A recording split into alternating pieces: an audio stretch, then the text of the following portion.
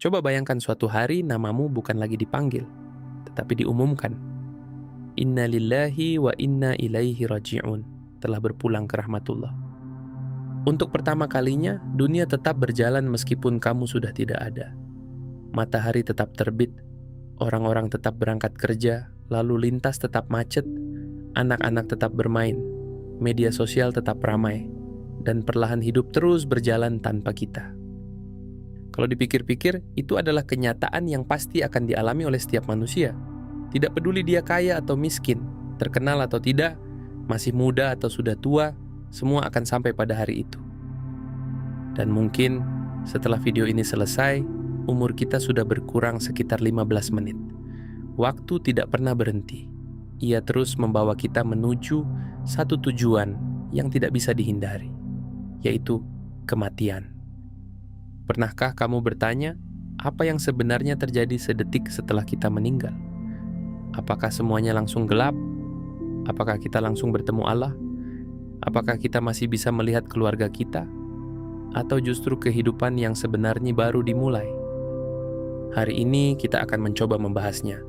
Bukan berdasarkan cerita-cerita yang tidak jelas, bukan juga berdasarkan film, tetapi berdasarkan Al-Quran, hadis-hadis sahih, dan sedikit perenungan yang mungkin akan mengubah cara kita memandang kehidupan.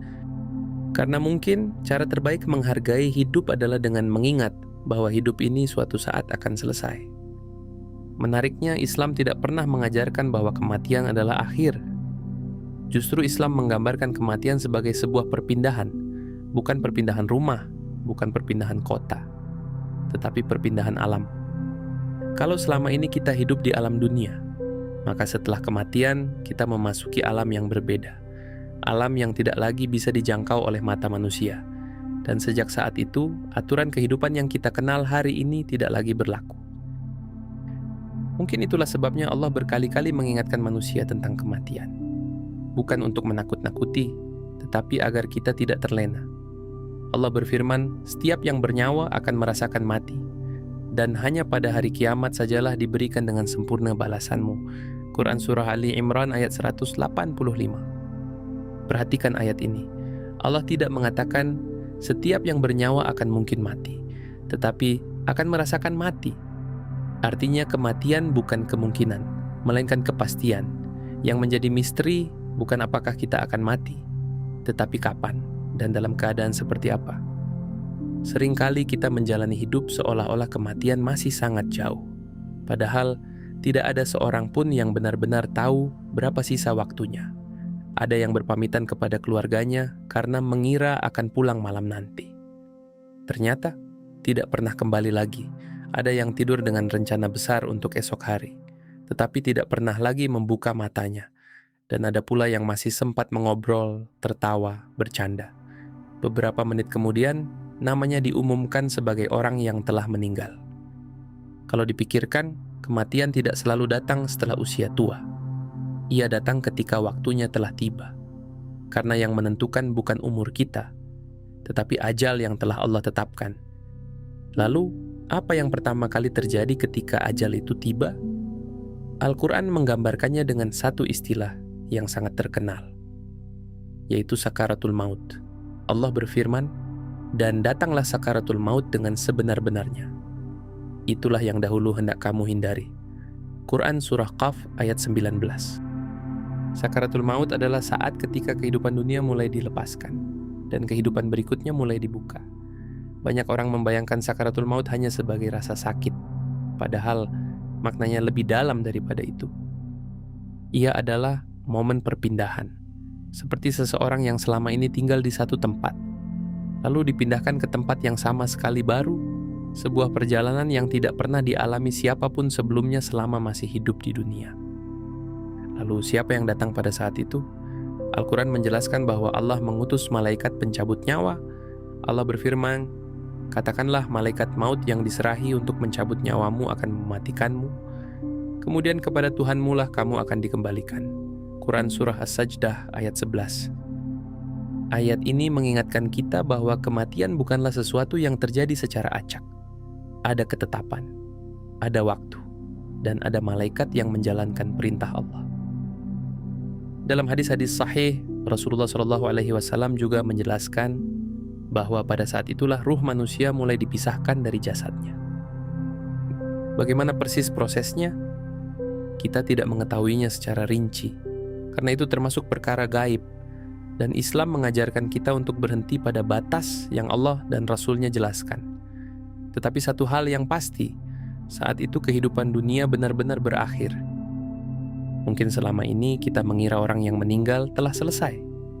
Padahal menurut Islam justru perjalanannya baru saja dimulai, karena setelah ruh berpisah dari jasad, ada satu alam yang akan menjadi tempat tinggal manusia hingga hari kiamat.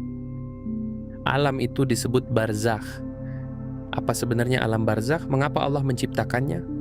Dan apakah kehidupan setelah mati benar-benar masuk akal? Itulah yang akan kita bahas di bagian berikutnya. Kalau tadi kita berbicara tentang saat ruh berpisah dari jasad, sekarang pertanyaannya adalah, lalu kemana kita pergi? Apakah semuanya selesai? Apakah kita langsung dibangkitkan? Atau ada kehidupan lain di antara kematian dan hari kiamat? Allah berfirman, hingga apabila datang kematian kepada salah seorang di antara mereka, dia berkata, "Ya Tuhanku, kembalikanlah aku ke dunia, agar aku dapat mengerjakan amal saleh yang telah aku tinggalkan." Sekali-kali tidak. Sesungguhnya itu hanyalah perkataan yang diucapkannya, dan di hadapan mereka ada barzakh sampai hari mereka dibangkitkan. Quran Surah Al-Mu'minun ayat 99-100. Perhatikan ayat ini. Saat seseorang telah meninggal, ia baru menyadari betapa berharganya kesempatan hidup. Ia ingin kembali. Bukan untuk menjadi kaya, bukan untuk memperbaiki karier, bukan untuk mengejar mimpi yang tertunda, tetapi untuk beramal, untuk memperbaiki apa yang dulu ia sia-siakan. Namun jawaban Allah sangat tegas, sekali-kali tidak, karena kehidupan dunia hanya sekali. Tidak ada kesempatan kedua, yang ada adalah kehidupan berikutnya. Dan di antara kematian dan hari kebangkitan, Allah menyebut adanya barzakh. Apa sebenarnya barzakh itu? Secara bahasa, barzakh berarti pembatas, pemisah. Dalam konteks ini, barzakh adalah alam yang memisahkan kehidupan dunia dengan kehidupan setelah dibangkitkan. Jadi ketika seseorang meninggal, ia tidak lagi hidup di dunia. Tetapi hari kiamat juga belum terjadi. Ada satu fase yang Allah sebut barzakh. Bagaimana bentuknya? Bagaimana waktunya berjalan? Seperti apa hakikatnya? Kita tidak mengetahui secara rinci, karena Al-Quran dan hadis tidak menjelaskan semuanya. Dan disinilah Islam mengajarkan satu sikap yang indah. Kalau Allah menjelaskan, kita beriman. Kalau Allah tidak menjelaskan, kita tidak berspekulasi. Karena perkara gaib, bukan untuk ditebak-tebak. Tetapi izinkan saya mengajak kalian merenung sebentar. Bayangkan seorang bayi yang masih berada di dalam rahim ibunya. Kalau saja bayi itu bisa berpikir, mungkin ia akan mengira bahwa rahim adalah seluruh alam semesta. Di sana ia makan, di sana ia tumbuh, di sana ia hidup. Ia mungkin tidak pernah membayangkan bahwa di luar rahim ada langit, ada gunung, ada laut, ada matahari, ada jutaan manusia. Lalu tibalah waktunya lahir. Bagi bayi itu, keluar dari rahim mungkin tampak seperti akhir dari dunianya. Padahal bagi kita itulah awal kehidupan. Menurut saya, analogi ini menarik, karena bisa jadi kehidupan dunia juga seperti itu. Kita mengira inilah seluruh kenyataan.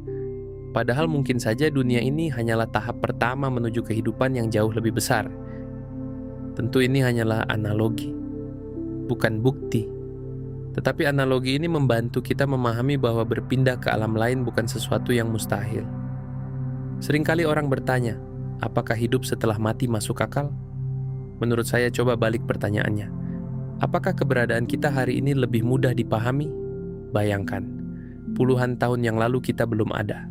Tubuh kita belum terbentuk, nama kita belum dikenal siapapun. Lalu Allah menciptakan kita, memberikan kehidupan, memberikan kesadaran, memberikan akal. Kalau Allah mampu menciptakan kehidupan dari yang sebelumnya tidak ada, mengapa menghidupkan kembali menjadi sesuatu yang mustahil? Karena itulah Al-Quran berkali-kali mengajak manusia merenungkan penciptaannya sendiri. Bukan sekadar untuk kagum, tetapi untuk menyadari bahwa yang menciptakan kehidupan pertama kali tentu mampu menghidupkan kembali. Alam juga mengajarkan tentang perubahan. Lihatlah pohon, daunnya gugur, terlihat mati. Beberapa bulan kemudian ia kembali hijau. Lihatlah tanah yang kering, kemudian turun hujan, tumbuh kembali kehidupan.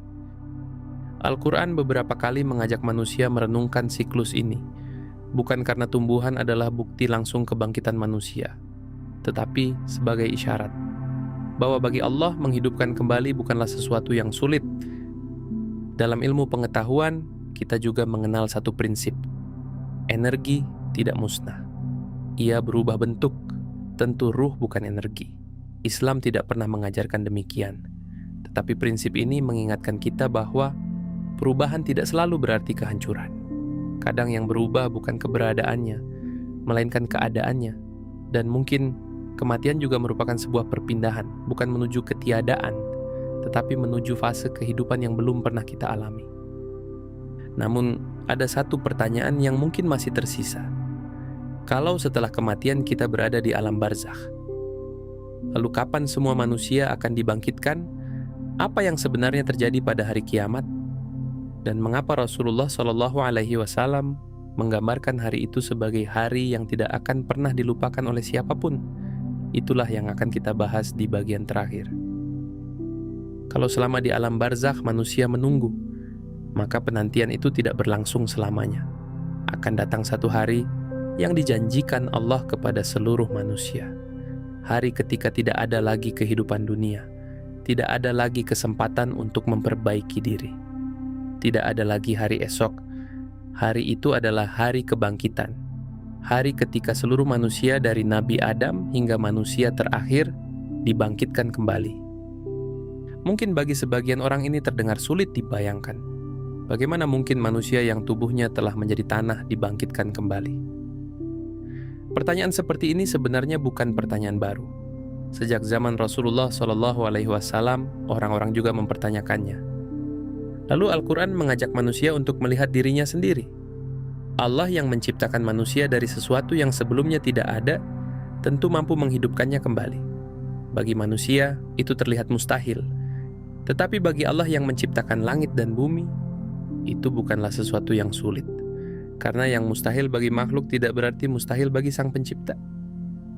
Lalu apa yang terjadi setelah semua manusia dibangkitkan?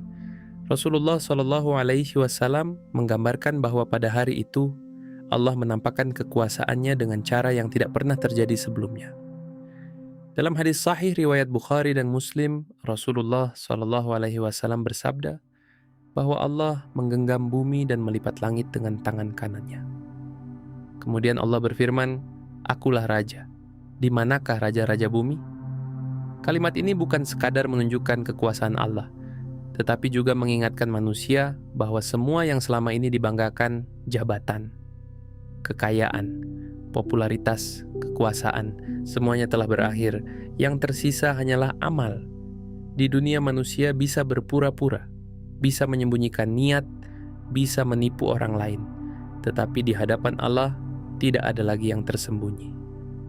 Dan mungkin disinilah kita mulai memahami mengapa Al-Quran begitu sering mengingatkan tentang kematian. Bukan agar manusia hidup dalam ketakutan, tetapi agar manusia hidup dengan tujuan. Kalau kita tahu bahwa suatu hari kita akan dimintai pertanggungjawaban, maka cara kita menjalani hidup hari ini akan berbeda. Kita akan lebih berhati-hati dalam berbicara, lebih berhati-hati dalam memperlakukan orang lain, lebih menghargai waktu, karena kita sadar semua ini tidak berlangsung selamanya.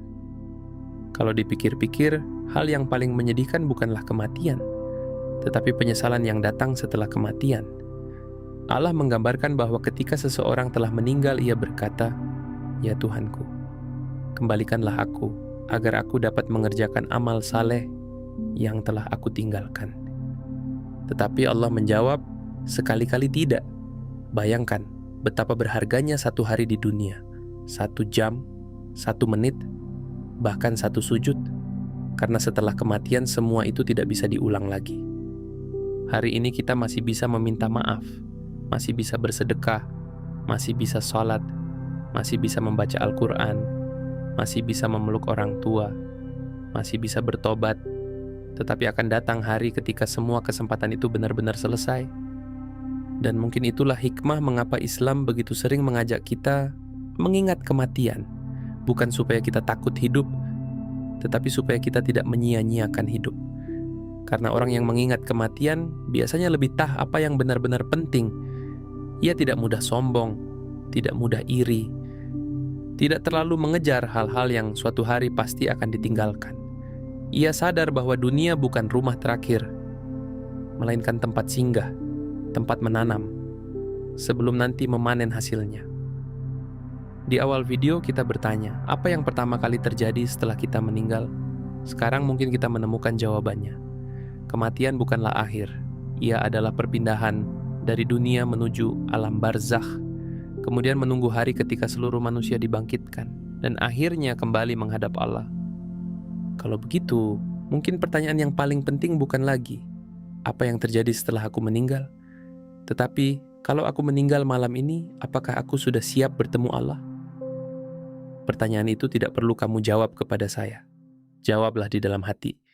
Karena hanya kamu dan Allah yang mengetahui jawabannya. Saya tidak tahu siapa yang sedang menonton video ini. Mungkin ada yang masih muda, ada yang sedang mengejar cita-cita, ada yang sedang sibuk bekerja, ada juga yang sedang menghadapi ujian hidup. Tetapi satu hal yang menyatukan kita semua sedang berjalan menuju hari yang sama. Tidak ada yang tahu siapa yang akan dipanggil lebih dulu. Karena itu selagi Allah masih memberi kita waktu, jangan sia-siakan. Kalau ada salah, mintalah maaf. Kalau ada dosa, bertobatlah. Kalau ada orang tua, sayangilah mereka. Kalau masih bisa sholat, jangan ditunda. Karena mungkin nikmat terbesar yang Allah berikan hari ini bukan harta, bukan kesehatan, tetapi kesempatan.